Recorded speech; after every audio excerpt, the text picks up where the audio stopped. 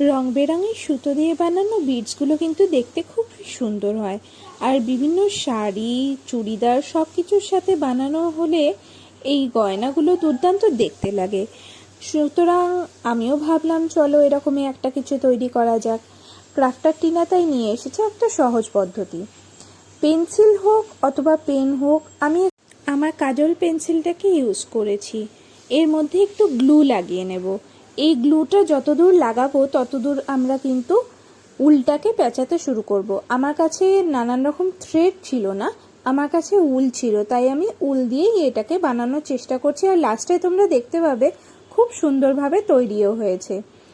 এইভাবে 4 থেকে 5খানা প্যাঁচ দেওয়ার পর আমরা ঢেউয়ের মতন করে ওপর থেকে নিচে আমরা সুতোটাকে পেঁচাতে থাকবো। এইভাবে সুতো পেঁচানোর ফলে কিন্তু জিনিসটা হ্যাপাজার্ড হবে না, খুব সুন্দর একটা টেক্সচার তৈরি হবে।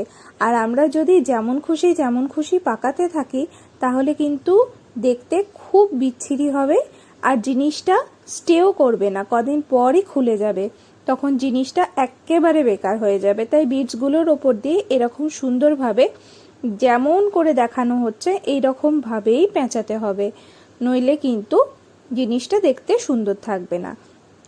আচ্ছা যাই হোক, আর একটা টিপস বলি। টিপসটা হলো, যদি তোমরা বড় বিডস বানাতে চাও তাহলে কিন্তু শুরুর যে 4-5টা প্যাঁচের বদলে আমরা সেখানে 8 থেকে 10খানা প্যাঁচ দিতে হবে। আর যত বড় বিড তত মোটা বেস হতে হবে।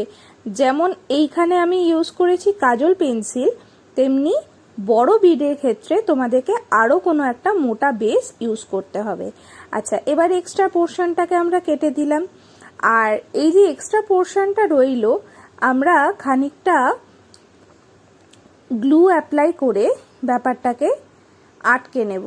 আর তারপর বার করে নেওয়ার পর এটা খুব সুন্দরভাবে বেরিয়ে আসবে, কিন্তু এটা ফেলে রাখলে কিন্তু আটাটার সাথে এটা বেসের সাথে আটকে যাবে। তো যদি এক্সট্রা অ্যাপেন্ডেক্স থেকে থাকে সেটাকে তোমরা কাঁচির সাহায্যে হোক বা ছুঁচের সাহায্যে হোক বিডসের ভেতরে ঢুকিয়ে দেবে। আর দেখো কি সুন্দর করে এটা তৈরি হয়েছে কানের দুলটা। সাবস্ক্রাইব করতে কিন্তু একদম